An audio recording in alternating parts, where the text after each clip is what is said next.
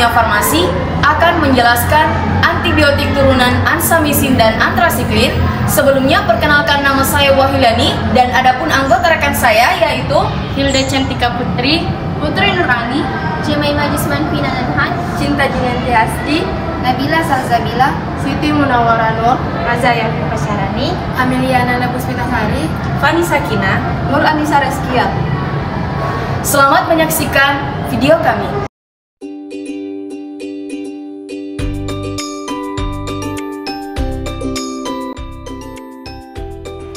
Sebagai permulaan, mari kita membahas tentang apa itu antibiotika.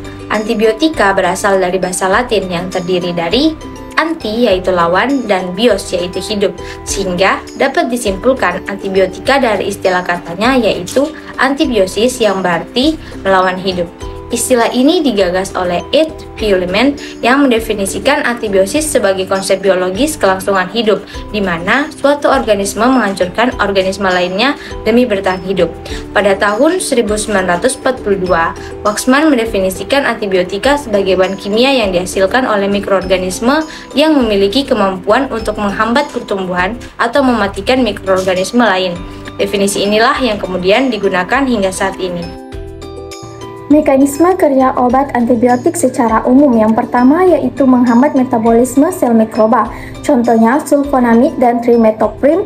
Yang kedua, menghambat sintesis dinding sel mikroba, contohnya penisilin, cefalosporin, dan vancomycin. Yang ketiga yaitu mengganggu keutuhan atau permeabilitas membran sel mikroba, contohnya yaitu polymyxin. Yang keempat, menghambat sintesis protein sel mikroba, contohnya aminoglykosid dan makrolid. Yang kelima yaitu menghambat sintesis asam nukleat mikroba, contohnya rifampicin, asam nalidiksat atau quinolone. Saya akan melanjutkan presentasi dari teman saya. Nah, jadi turunan antibiotik golongan ansamisin adalah rifampicin. Rifampicin ini merupakan suatu antibiotik yang banyak digunakan pada pasien tuberkulosis. Nah, dalam bentuk regimen, rifampicin ini dapat diketahui mengakibatkan hepatotoksik. Pada pemakaian jangka panjang dan dalam beberapa jurnal, dapat dijelaskan bahwa banyak kasus yang menunjukkan rifampicin dapat menginduksi gagal ginjal akut. Jumlah insiden hepatotoksik dilaporkan ada 30% pada pasien. Untuk mekanisme kerja rifampicin ialah dapat menghambat pertumbuhan bakteri dengan menghambat sintesis protein, terutama pada tahap transkripsi. Rifampicin ini menghambat pelekatan enzim RNA polimase dengan berikatan sisi aktif enzim tersebut. Nah, tadi teman saya sudah menjelaskan apa definisi dari antibiotik, bagaimana mekanisme kerja antibiotik secara umum, dan antibiotik turunan ansamisin. Nah, di sini saya mau menjelaskan bagaimana mekanisme kerja dari obat antibiotik turunan antrasiklin. Sebelum masuk ke penjelasan mekanisme kerja turunan antrasiklin, apa sih itu turunan antrasiklin? Nah, turunan antrasiklin yaitu golongan antibiotik yang digunakan pada pengobatan kemoterapi kanker. Obat apa saja sih yang termasuk dalam golongan antrasiklin?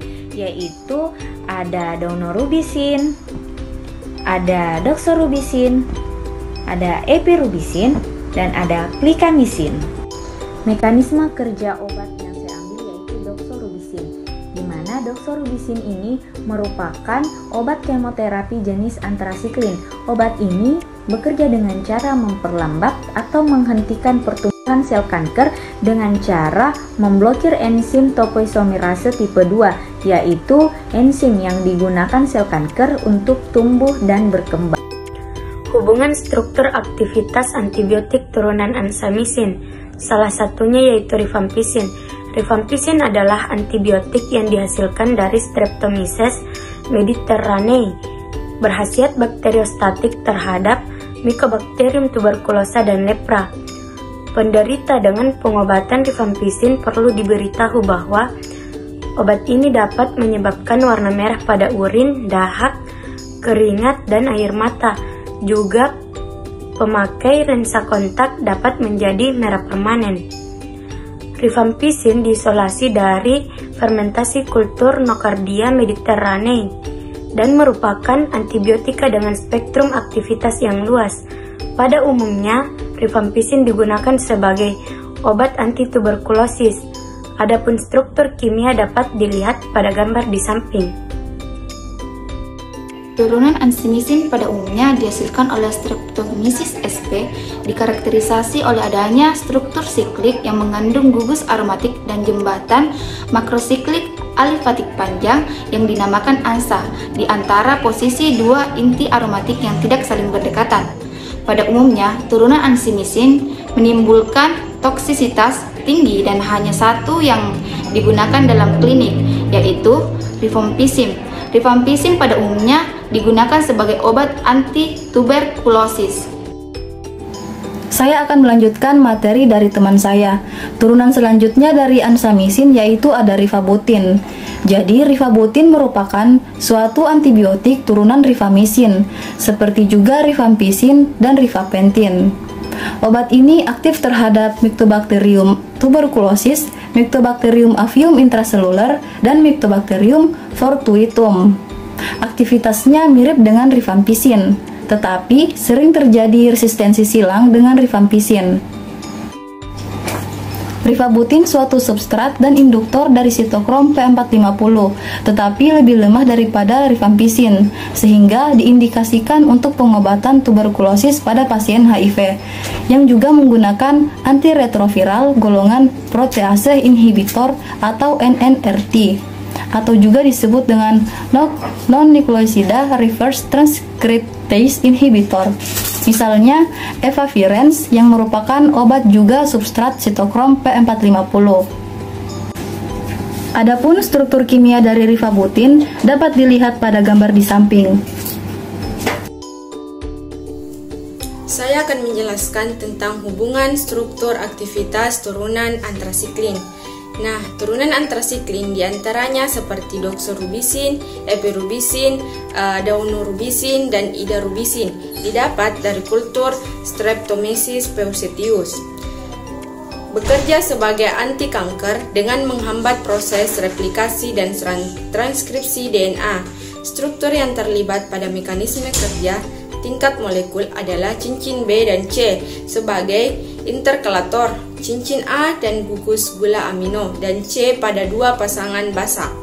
Turunan antrasiklin bekerja secara tidak spesifik pada siklus kehidupan sel. Turunan antrasiklin juga digunakan untuk pengobatan melositik dan limfositik leukemia akut. Contoh yang pertama yaitu doxorubisin. Nah, doxorubisin adalah antrasiklin yang terisolasi dari strain Streptomyces paucetius caeseor var. Doxorubisin ini berinteraksi di antara basa-basa dalam DNA rantai ganda, meracuni topoisomerase 2 yang menyebabkan penghambatan aktivitas mitosis, sintesis asam nukleat, mutagenesis, dan penyimpanan kromosom. Doxorubisin ini bereaksi dengan sitokrom P450 melepaskan hidrogen peroksida dan radikal hidroksil dan mungkin merusak fungsi membran sel. Adapun struktur pada doxorubisin dapat dilihat pada gambar di samping. Selanjutnya itu ada epirobisin. Epirobisin termasuk di dalam jenis obat antrasiklin. Epirobisin adalah obat untuk mengatasi beberapa jenis kanker, seperti kanker payudara atau leukemia. Obat ini bekerja dengan cara memperlambat atau menghentikan pertumbuhan sel kanker. Obat ini dapat dikombinasikan dengan obat lain sebagai terapi tambahan atau adjuvan pada penderita kanker payudara yang sudah menjalani operasi pengangkatan tumor. Epirobisin memiliki kelompok HO- menunjuk dalam arah yang berlawanan dari doxorubisin. Epidoxoform memiliki struktur yang berbeda dari doxoform karena perubahan dalam stereokimia pada posisi 4 aksen. Konsekuensi utama dari perubahan struktural adalah tingkat yang lebih tinggi stabilitas hidrolitiknya. Meskipun kurang aktif daripada doxoform terhadap sel kanker, tetapi mereka lebih stabil.